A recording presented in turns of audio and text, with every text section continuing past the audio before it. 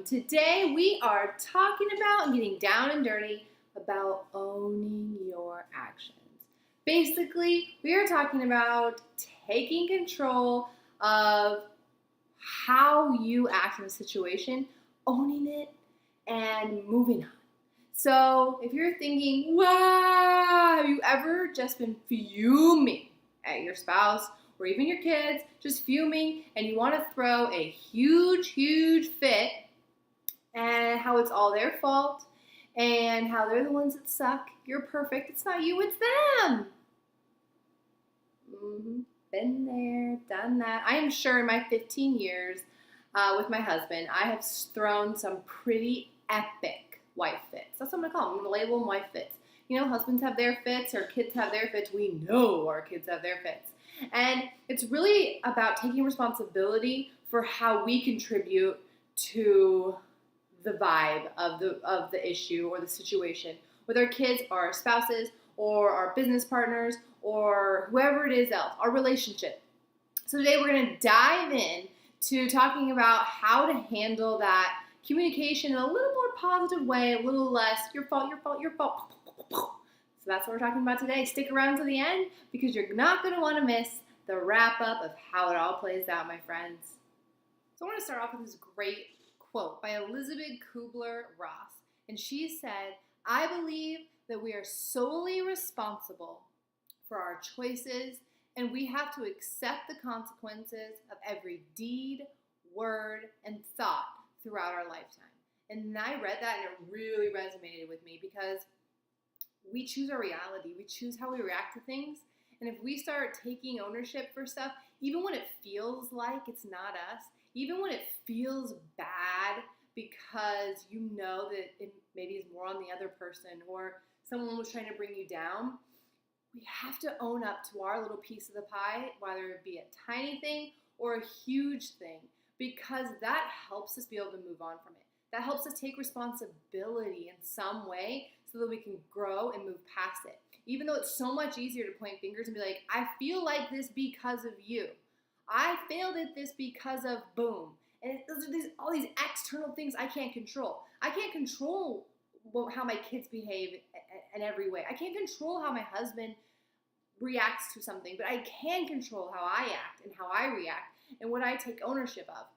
So here's this perfect example. And I was looking for examples this week to talk about this, and it just so happens it has to do with my husband, not me. So, you know, it's him this time. But I do lots of things, don't worry. But this one was just perfect, so I had to use it.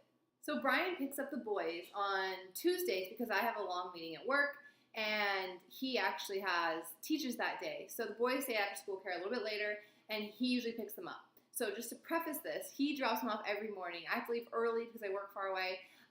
So it's awesome because he's so supportive, and he takes our kids to school every morning, and so he really loves it when I pick them up because, who wants to do both? So anyway, that's usually my job, except for on Tuesdays because of meetings. So he gets there, and I love it sometimes when I can surprise him and go pick up the boys and tell him he can just head home. So on Tuesday, I text him because my meeting got canceled, and I was like, hey, head home, I'll pick up the boys. So I was all excited to do this nice thing, and I thought I was being a great wife. Well, anyway, about 30 minutes after I get home with the boys, he calls, and he's like, guess where I am? And I was like, where? And he's like, at the school to pick up the boys. And I was like, oh no. And he was like, at first I was so irritated that you hadn't tried harder to pick them up or just let me pick them up, or you hadn't called me, you just text me, because I know that he has a tendency to not check his phone when he's working, so usually he does on the way home. Anyway, whatever. And he was like, I was so annoyed with you. And then I just stopped for a minute. I thought about it, and I was like, what am I talking about? She was doing something nice for me, and it was my job to look at my phone before I left work to see if you tried to communicate with me or whatever. And he was like, it's so silly to be irritated with her. Like, this is on me. That's a perfect example. Like, he could have come home and he could have been like just huffy and frustrated, and that would have brought the mood down, and I would have got defensive, right? Because I was trying to do something nice. And so this is one instance where if you stop for a minute and reflect on how it was you, not the other person, it just makes everything a little more positive, and you can come at it in a way that's constructed and not finger pointing because you have a role in what happened. And that was an example of how he did that. So he came home with positive energy, and he was like grateful that I tried to do something nice. And we just moved on, It is what it is. Exhibit B is actually about me. And not with my husband, but with Lucas. He just turned 5. So I'm going to call him a 4-year-old because he was a 4-year-old when this happened a few days ago. So we were getting ready for bed, and they usually get 5 minutes to calm down at night, where they look at books in their bed. For Lucas, it's usually he drives cars up and down his pillows, thinks it's the greatest thing in the world. Anyway, he was walking around with this wrapping paper tube, because I wrapped his birthday presents, walking around like this. And I come around the corner and I just whack it right into them, right in his lip. Have you ever had that happen where you're talking to a tube and it whacks you? Anyway, I get it. It hurts. But since he's 4 and totally in control of his emotions and handling his business, he freaks out and he yells at me, sticks his tongue out, and goes spitting all over me. Insert mom irritation boiling. As I was trying to apologize for him, and I was like, that's it. No 5 minutes for you, buddy. I'm like, I do not appreciate being spit on. You are donezo, into bed. Anyway, he's upset. I put him to bed and close the door, and I'm just out here simmering, fueling my hate fire for him and the situation. And then about 10 minutes later, I realized I'm calmed down. I know he's calmed down because he's not in there, hating on me anymore. And I go in there and I lay next to him, and I'm like, Lucas, I am really sorry for hitting you in the mouth with the toilet paper tube or the wrapping paper tube. I get it. It hurt. But it's not acceptable to spit on me and to be disrespectful. You could have said, Mom, ouch, that hurts. We could have walked away from me, whatever, all the things parents talk to their kids about. And I took ownership for not watching where I was going.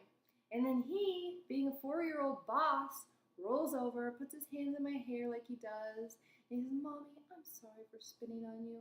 It really hurt. And you know what?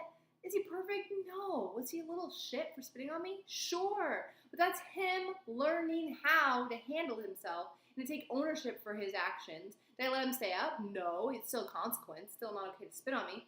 But I went back in there when I was more calm. So it's me working on my business of taking responsibility for not watching where I was going and recognizing that it hurts when you get something jammed in your mouth.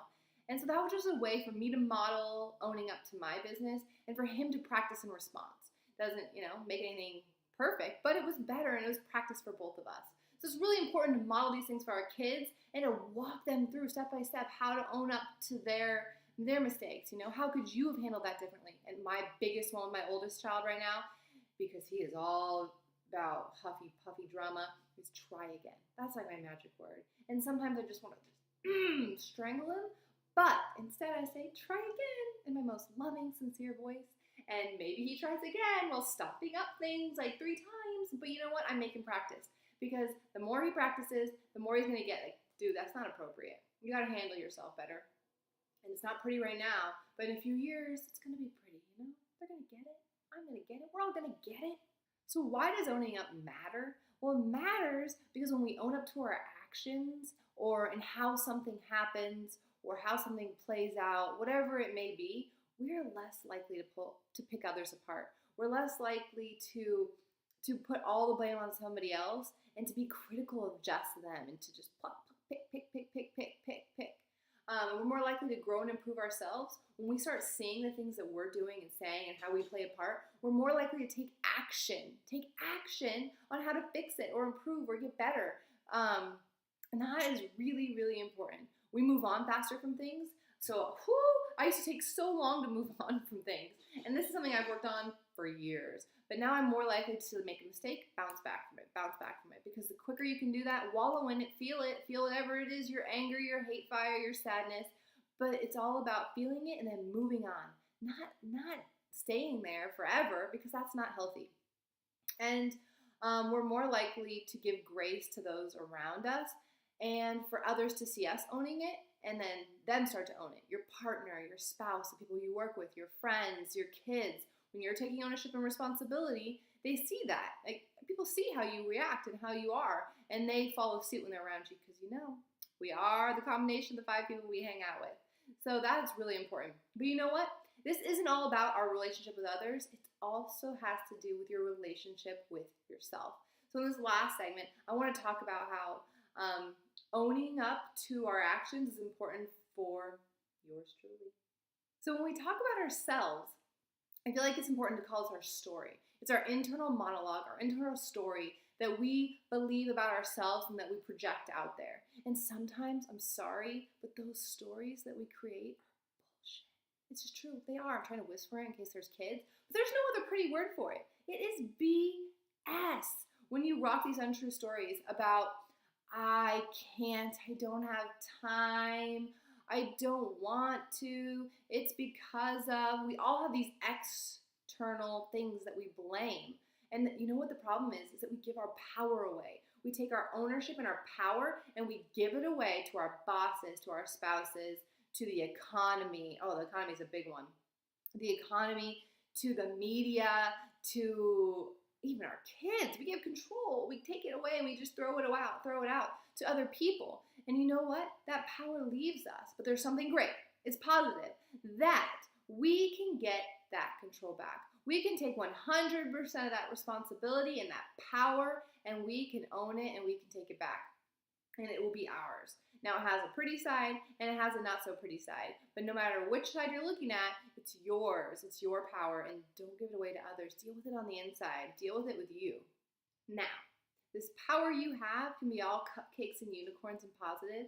It can also be pretty shitty. For example, spending months training for a half marathon only to be throwing up sick afterwards because you weren't prepared enough in the nutrition aspect, that stinks, buddy. But there was no one else to blame. I could sit here and blame the half marathon all day long for not having goos and gels and salt tablets. Sure, I could throw that power away. Or I could keep it and I could say, dang, Deanna, you didn't do your research, girl. You didn't figure out what you needed to handle before you started that race.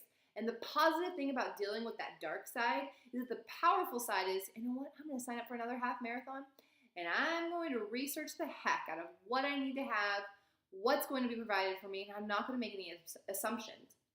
So there I deal with it. I don't take my control and give it away. I keep it and I deal with it, and that is how you move forward into a stronger, better person. Let's say you're overweight, right? And you have been working out. You're running miles, but you know what?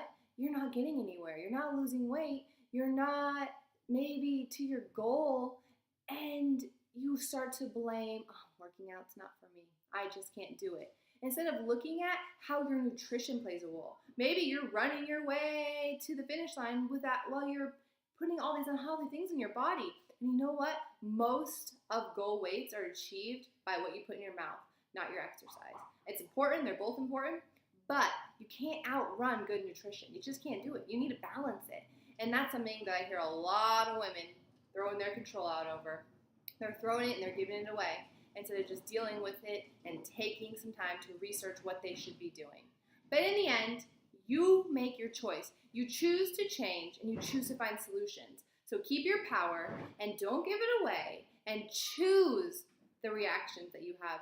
Choose how you handle yourself and show up. Show up for yourself and show up for your solutions. Anyway, I hope that you got something out of this video. If you did, please subscribe and comment below on what you thought about it or something else you want me to talk about. Press that subscribe button because I would love to talk with you every Tuesday when I post a new video. Anyway, I hope you get some sleep, love hard, and remember, girl, you got this.